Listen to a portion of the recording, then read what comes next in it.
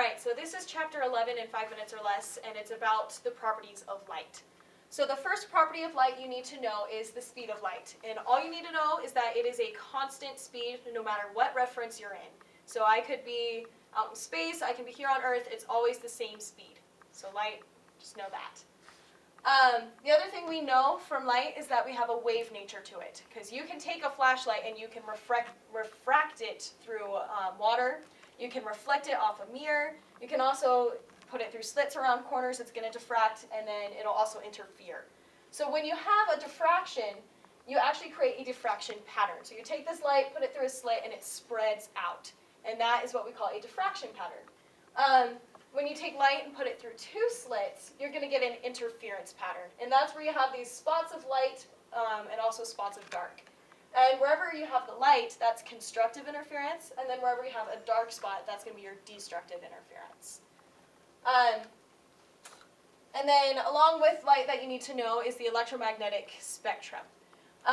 So one way that we do this is we have it ordered from highest frequency, which means the shortest wavelength, down to the lowest frequency and the highest wavelength.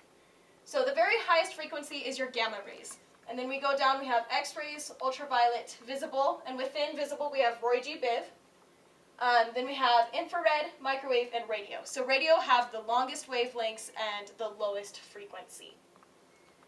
And then another thing to know for wave particles duality, wave energy is defined by the amplitude. So however big the wave is, that will be its energy. It's kind of like a wave on an ocean. If you have a taller wave, it's going to knock you over versus a little short wave on the beach, it's not going to knock you over.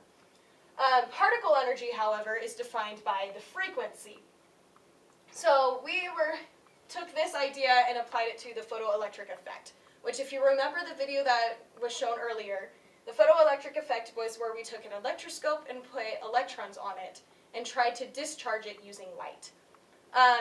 And for light, your amplitude is defined by brightness, your frequency is defined by color.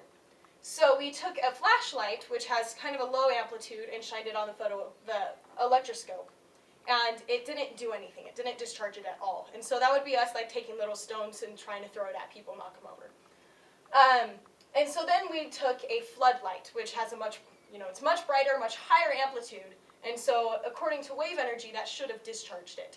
However, this just means we're just throwing even more little stones, and that's not doing anything either. So the wave energy didn't do anything.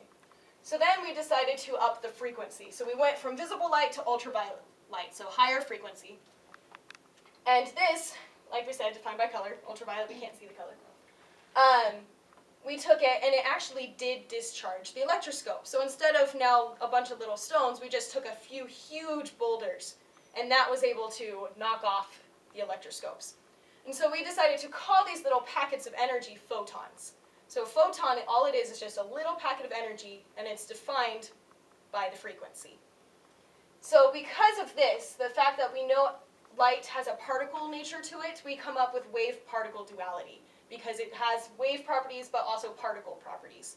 So then in another segment you'll get to go more into detail about which situations you will see wave nature and particle nature.